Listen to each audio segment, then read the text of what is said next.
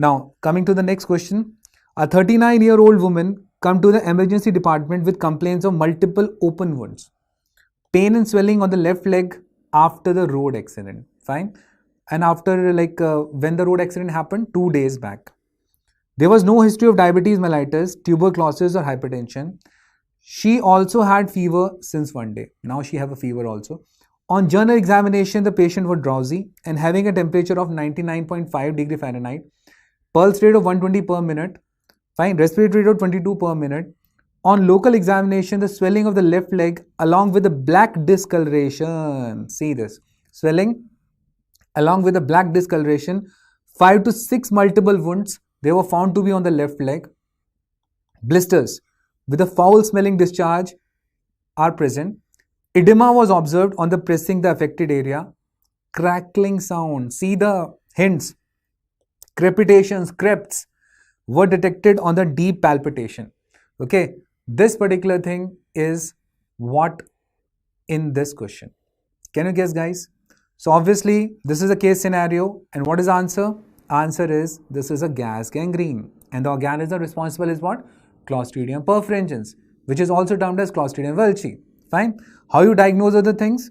You can go for the gram staining of the specimen as per microbiology. I'm telling you. Obviously, you have done the clinical ones, but as per the microbiology, you go for the gram staining of the specimen. You will go for the anaerobic culture of this particular fellow, and obviously, you know where we does it. We does it on RCM. Fine. Robertson cooked meat media, and the treatment includes what? Obviously, you have to debride the wound of the necrotic tissue. You have to remove up, and if the disease have progressed up beyond a limit, then you have to go for amputation. And obviously, you have to give the cover of the antibiotic, that is penicillin G, and the clindamycin that is being invested up along with the hyperbaric oxygen. So that is what is the logic.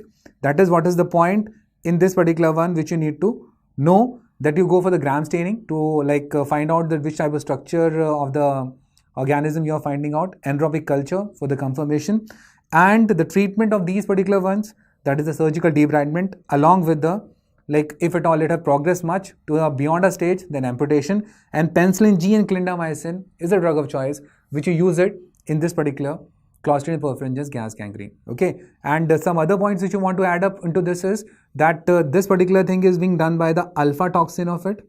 Okay, alpha toxin mainly plays a role in this gas gangrene, and gas gangrene, another name is what? Clostridial myonecrosis. Okay, what is the other name? Clostridial myonecrosis. And along with that, you know that it causes food poisoning also, pig bell also. And if you see up my rapid revision, Clostridium perfringens, in that I have given a mnemonic also, senior NTR, regarding the various reactions of it. So go and check out that. Fine.